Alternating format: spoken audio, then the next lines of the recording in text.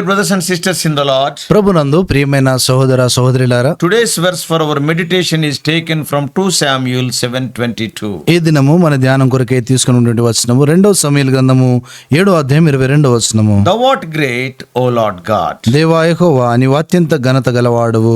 In this verse, ఈ వచనములో David responds to God's promises with a declaration of praise. అక్కడ చూస్తే దావీదు దేవుని యొక్క వాగ్దానాల విషయమై ఆయన స్తుతితో ఆయన తిరిగి స్పందిస్తా ఉన్నాడు. After receiving the profound covenant in which God promised to establish David's kingdom forever, దేవుడు దావీదు యొక్క రాజ్యమును నిరంతరం స్థిరపరుస్తానటువంటి ఎంతో ఉన్నతమైనటువంటి వాగ్దానం నిబంధన పొందిన తర్వాత David is overwhelmed by God's greatness. దావీదు దేవుని యొక్క గొప్పతనం విషయమై ఎంతో ఆశ్చర్యపోతూ వచ్చాడు. And he acknowledges that there is no one like God and no other being worthy of worship. దేవుణ్ణి పోలినటువంటి వారు ఎవరు లేరు, తర్వాత ఆరాధింపదగినటువంటి వాడు ఆయన తప్ప ఇంకెవరు లేదరని ఆయన చెప్తా వచ్చాడు. So this statement reflects David's awe at God's uniqueness, power and faithfulness. ఈ యొక్క వచనము దేవుని యొక్క ఆ విశ్వాస్యత విషయమై, దేవుని యొక్క అసమానత్వం విషయమై ఆయన ఆశ్చర్యపోతున్నటువంటి సంగతి తెలియజేస్తా ఉన్నాడు. David's response also highlights the idea of hearing God's greatness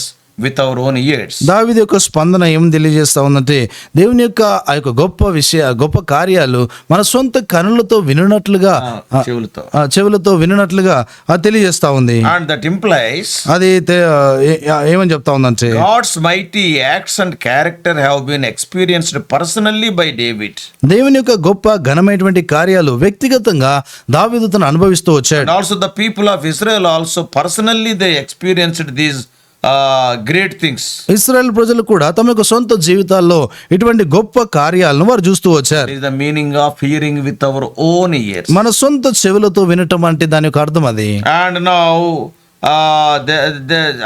and when we see David's words, దావీదు యొక్క మాటలు మనం చూసినప్పుడు they remind us that God's deeds are not distant stories. అవి దేవుని యొక్క మాటల్లో చూస్తే అవెంతో దూరంగా ఉండేటువంటి ఎక్కడో జరిగినవి కావు. Personal realities that reveal his unmatched nature. అవి వ్యక్తిగతమైనటువంటి సంగతులు అంటే ఆయన యొక్క మారనటువంటి ఆ యొక్క స్వభావాన్ని తెలియజేస్తా So ఉంది. this verse stands as a powerful expression of worship.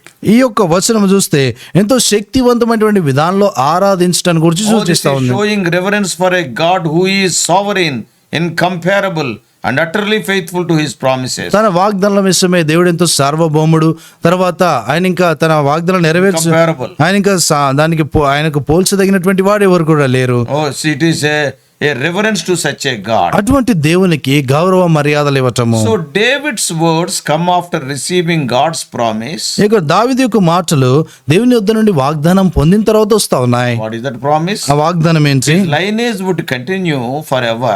ఆయన యొక్క వంశావళి నిరంతరం కొనసాగుతుంది. And that his descendants would reign on the throne. తన యొక్క సంతానము భూమి మీద యొక్క సింహాసనం మీద పరిపాలిస్తారు. This covenant generally people say it is the God's covenant with David, that is Davidic covenant. ఈ యొక్క నిబంధన దేవుడు దావీదుతో చేసినటువంటి నిబంధన గనుక దావీదు నిబంధన అంటారు. It is having eternal significance. అది నిత్యమైనటువంటి ప్రాముఖ్యత కలిగింది. Not just for David's immediate descendants. అది దావీదు యొక్క వెంటనే ఉండేటువంటి ఆ సంతానాన్ని గురించి కాదు, but for the future Messiah who would come from his line. అయితే భవిష్యత్తు మెస్సయ్య తన యొక్క వంశవాళి నుండి వచ్చేటువంటి ఆయన గురించి మాట్లాడుతా ఉన్నాడు. So David in a state of awe and humility praises God for such incredible blessings. అటువంటి ఆశ్చర్యకరమైనటువంటి ఆశీర్వాదాలను బట్టి దావీదు ఆయన ఆశ్చర్యపోతూ ఆయన దేవుని ఆరాధిస్తా ఉన్నాడు. And the historical context of this passage includes ఈ యొక్క వాక్య భాగం చరిత్రాత్మకమైనటువంటి ఈ యొక్క సందర్భాన్ని మనం గమనిస్తే ఇందులో ఉన్నది Israel's transition into a stable kingdom under Davidic leadership.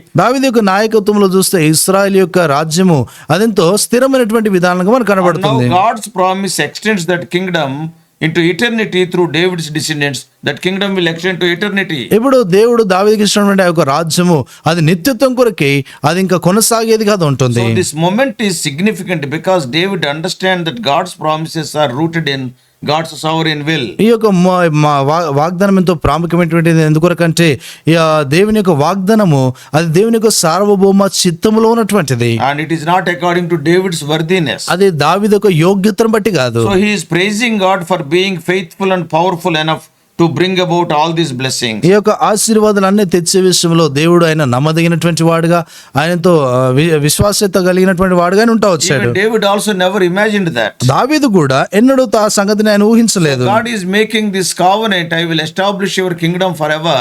It is beyond David's imagination. ఇక దావీదు యొక్క రాజ్యమును దేవుడు నిరంతరం స్థిరపరుస్తానటువంటి యొక్క వాగ్దానము అది దావీదు యొక్క గ్రాహ్యానికి అది మించినటువంటి సంగతి. He never expected it. ఆయన ఎన్నడూ ఊహించలేదు. So this verse emphasizes two important aspects of God's nature. ఈ యొక్క వచనము రెండు ప్రాముఖ్యమైనటువంటి దేవుని స్వభావాన్ని తెలియజేస్తా ఉన్నాయి. One is his greatness. మొదటిది ఆయన గొప్పతనము, Secondly, his uniqueness. రెండవది ఆయన అసమానత్వము. David's declaration that there is no one like you దావీదు ఆయన ప్రకటించినటువంటి మాట నిన్ను పోలిన వారు ఎవరు లేరు అంటాడు. highlights God's sovereignty, అది దేవుని యొక్క సార్వభౌమత్వాన్ని తెలియజేస్తుంది. and which means he is in control of all things. దాని అర్థము ఆయన సమస్తాన్ని కూడా ఆధీనంలో కలిగి ఉన్నాడు. And there is no other being who compares to him in power. ఇంకా ఆయనకు పోల్చదగినటువంటి వారు, ఆయన శక్తికి ఆ పోల్చదగినటువంటి వారు ఎవరు లేరు. Nobody can be compared with his wisdom or goodness. ఆయన యొక్క జ్ఞానము, ఆయన మంచితనముతో ఎవరిని కూడా పోల్చలేము. And another phrase is there, ఇంకొక మాట అక్కడ ఉంది, no God but you.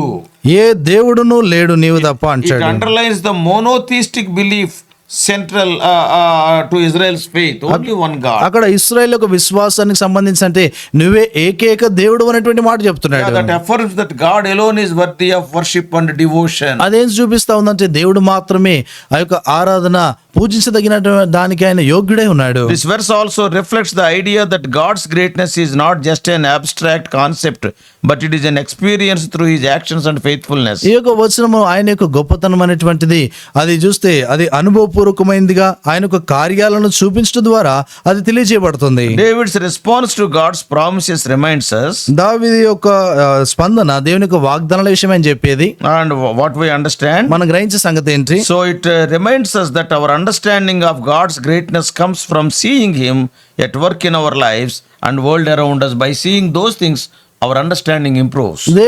దేవుడు చేసేటువంటి కార్యాలు మన జీవితాల్లో, తర్వాత మన చుట్టూ చేసేటువంటి కార్యాలు మనం చూడటం ద్వారా మనము ఆయన కూర్చున్నటువంటి ఆ గ్రహింపు మనలో అభివృద్ధి చెందుతా ఉంది. So that is personal experience. అది వ్యక్తిగతమైనటువంటి అనుభవం. So David's words in this verse are a hymn of praise. అక్కడ దావీదు పలికినటువంటి మాటలు ఏంటంటే స్తుతిని కూర్చున్నటువంటి ఒక కీర్తన. The use of the phrase how great you are, అక్కడ అంటాడు నువ్వు ఎంత ఘనత గలవాడు it అంటాడు. opens the verse with a heartfelt exclamation of God's majesty. అక్కడ దేవుని యొక్క గొప్పతనాన్ని గూర్చి హృదయపూర్వకంగా ఆయన పొగుడుతా ఉన్నాడు. And throughout this, ఈ వచనం అంతట్లో the repetition is their sovereign Lord. అక్కడ చూస్తే సార్వభౌముడైనటువంటి దేవుడు So అంటాడు. the repetition of sovereign Lord throughout David's prayer underscores God's authority. అక్కడ చూస్తే దావీదు యొక్క ప్రార్థన అంతట్లో కూడా దేవుడి యొక్క సార్వభౌమత్వాన్ని తెలియజేయటం అంటే దేవుని యొక్క అధికారాన్ని గుర్తించటం. And his control over all things. ఆయన సమస్తాన్ని కూడా ఆధీనంలో కలిగి ఉన్నవాడు. The rhetorical statements,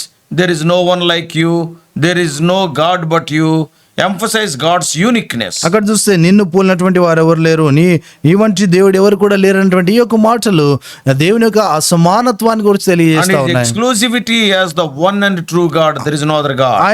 ఆయనే ఏకైక దేవుడు అయి ఉన్నాడు, ఆయన తప్ప ఇంకా వేరే దేవుడు So లేడు. the literary structure emphasizes the contrast between God's greatness and the limitation of human understanding. ఇక్కడ చూస్తే ఈ యొక్క రెండు మాటల్లో మనము రెండు వ్యతిరేక్తమైనటువంటి పదాలు చూస్తా ఉంటాం. ఏంటంటే అక్కడ దేవుని యొక్క గొప్పతనము, మానవుని యొక్క గ్రహింపు. How God is great when compared to other so-called deities. ఇక్కడ దేవతలుగా పిలువబడేటువంటి వారి కంటే కూడా దేవుడు ఎంతో గొప్పవాడై ఉన్నాడు. Not only that, అంత మాత్రమే కాదు, another word is used. ఇంకొక మాట వాడబడింది, Yes, hearing with our own ears. మా సొంత చెవులతో విన్నామంటారు. That adds a personal and communal dimension. అది వ్యక్తిగతమైనటువంటి విషయాన్ని తెలియజేస్తా ఉంది. It is suggesting that God's greatness has been witnessed both personally and collectively by his people. దేవుని యొక్క గొప్పతనం అది వ్యక్తిగతంగాను సమిష్టిగాను వారు అంగీకరించిందిగా So తెలియజేయబడుతుంది. for today's Christian, ఈ దినమైనటువంటి క్రైస్తవులకు this verse serves as a reminder to praise God for his greatness and faithfulness. ఈ యొక్క వచనము దేవుని యొక్క విశ్వాస్యతను బట్టి, ఆయన యొక్క గొప్పతనాన్ని బట్టి మనము ఆయనను స్తుతించి ఆరాధించేటువంటి వారంగా ఉండాలి. Just as David responded to God's promises, ఏ రీతి దావీదు దేవుని యొక్క వాగ్దానాల విషయమై he స్పందించినాడు. responded with awe and worship. ఆయన ఆశ్చర్యపోయి ఆయన దేవుని ఆరాధిస్తూ వచ్చాడు. Believers are called to acknowledge God's unmatched power. విశ్వాసులు కూడా దేవుని యొక్క అసమానమైనటువంటి శక్తిని గుర్తించాలని We కోరబడుతున్నారు. have to acknowledge God's sovereignty in our own life. మన సొంత జీవితాల్లో దేవుని యొక్క సార్వభౌమత్వాన్ని ఒప్పుకోవాలి. This verse encourages Christians to focus on God's unique nature. ఈ యొక్క వచనము క్రైస్తవులు దేవుని యొక్క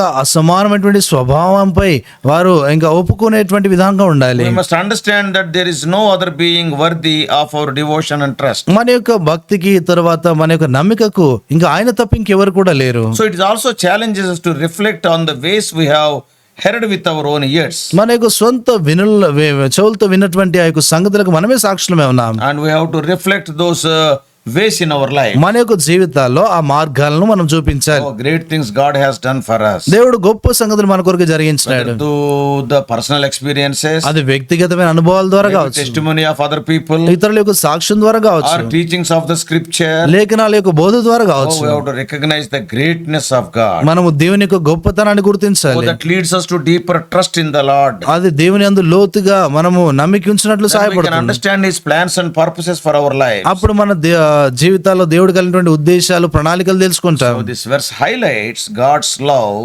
through His faithfulness to His people. ఈ యొక్క వచనము దేవుని యొక్క ప్రేమ తన ప్రజల పక్షాన ఆయన కలిగినటువంటి విశ్వాసతను తెలియజేస్తా So ఉంది. David's praise comes in response to God's gracious promises. ఇక్కడ దావీదు యొక్క స్తుతి దేవుడు ఇచ్చినటువంటి ఆ యొక్క కృపైనటువంటి వాగ్దానాల విషయమై ఆయన చేస్తా ఉన్నాడు. They reflect His care and commitment to David and the nation of Israel. ఆ దేవుని యొక్క దావీదు Those పక్షాన promises speaks of God's care and commitment to David and the nation of Israel. ఆ యొక్క వాగ్దానాలు దావీదు పక్షమును తర్వాత ఇశ్రాయేలు పక్షాన కూడా దేవుని యొక్క జాగ్రత్తను ఆయన ప్రేమను తెలియజేస్తున్నాయి. The promise of His eternal kingdom through David's descendants ఆ దావీదు యొక్క సంతతి ద్వారా నిత్యమైనటువంటి రాజ్యం విషయమైన వాగ్దానము that reveals God's desire to bless His people and bring about a future peace and salvation. అది దేవుడు తన ప్రజల పక్షాన కలిగినటువంటి భవిష్యత్తులో తాను తేబోయేటువంటి ఆ యొక్క సంతోషము సమాధానాన్ని గురించి సూచిస్తా ఉంది. So God's greatness is not just seen in His power, దేవుని యొక్క గొప్పతనము కేవలమైన శక్తిలో కనబరచబడటం మాత్రమే but కాకుండా in the way He lovingly interacts with His creation, ఆయన తన సృష్టితో ఏ రీతిగా ప్రేమపూర్వకంగా సంభాషిస్తాడో దాంట్లో తెలియజేయబడుతుంది. fulfilling His promises and guiding His people according to His perfect will. ఆయన వాగ్దానాలు నెరవేరుస్తూ తన పరిపూర్ణ చిత్త ప్రకారం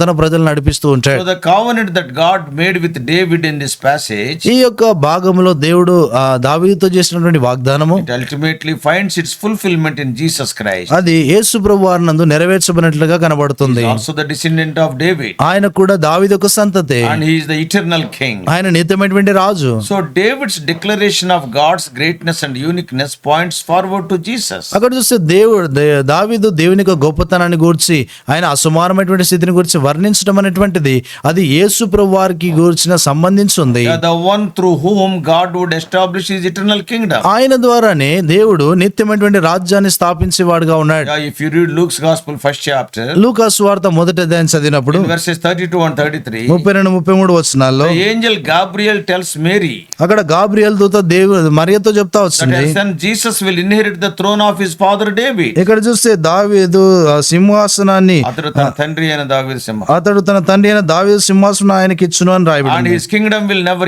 end. ఆయన యొక్క రాజ్యం అది ఇంకా ఎంత కూడా అంతం కాదు. అది Jesus is the fulfillment of God's promise to David. యేసుక్రీస్తు ప్రభువారు ఆ యొక్క దావీదుకి ఇవ్వబడినటువంటి ఒక వాగ్దానం యొక్క నెరవేర్పై ఉన్నాడు. And through him ఆయన ద్వారా the whole world can see the greatness of God's love and power. లోకమంతా కూడా దేవుని యొక్క గొప్ప ప్రేమ శక్తిని He తెలుసుకుంటుంది. is the only one who is worthy of worship, ఆయన మాత్రమే మన ఆరాధనలకు యోగ్యుడు. knowing the ending from the beginning, అంతమును ఆదిలో నెరిగినటువంటి who వాడే is going to come through the lineage of David. దావీదు యొక్క వంశావళిలో నుండి రానే ఉన్నాడు. Oh, God has prophesied, God told all these things in advance. దేవుడు ముందుగానే ఈ సంగతులన్నీ కూడా ఆయన చెప్తూ వచ్చాడు. God help us to understand the greatness of our God. మన దేవుని యొక్క గొప్పతనాన్ని గ్రహించినట్లు దేవుడు మన సహాయపడును గాక. Not only understanding, గ్రహించడం మాత్రమే కాదు, like the people who understood the greatness of God, let us fall prostrate before Him and worship Him. దేవుని యొక్క గొప్పతనాన్ని అర్థం చేసుకున్నటువంటి మనము ఆయన ఎదుట సాగిలపడి ఆయన మనం ఆరాధిస్తాం. We cannot compare our wisdom with His wisdom. మన యొక్క జ్ఞానం ఆయన జ్ఞానంతో We పోల్చలేము. cannot compare the greatness of any deity with the greatness of our Lord. మనము ఈ లోక సంబంధమైనటువంటి ఏ దేవతల యొక్క ఆ జ్ఞానమును మన దేవుని యొక్క జ్ఞానంతో పోల్చలేము. Lord is unique. దేవుడు ఆయన అసమానుడు, None like Him. ఆయన పోలిన వారు ఎవరు లేరు. Let us fall prostrate and worship such a great God. ఆయన ఎదుట సాగిలపడి అటువంటి గొప్ప దేవుని మనం ఆరాధిస్తాం. Let us pray. ప్రార్థన చేస్తాం.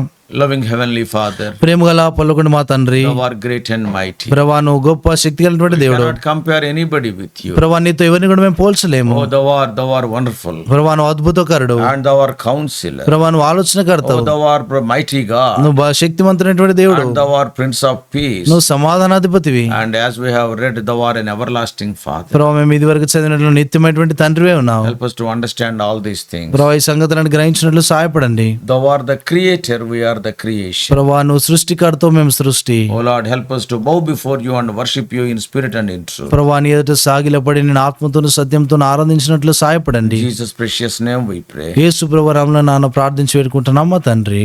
ఆమేన్. God bless you all. Please subscribe for more spiritual messages to the YouTube channel John Victor Telugu Messages.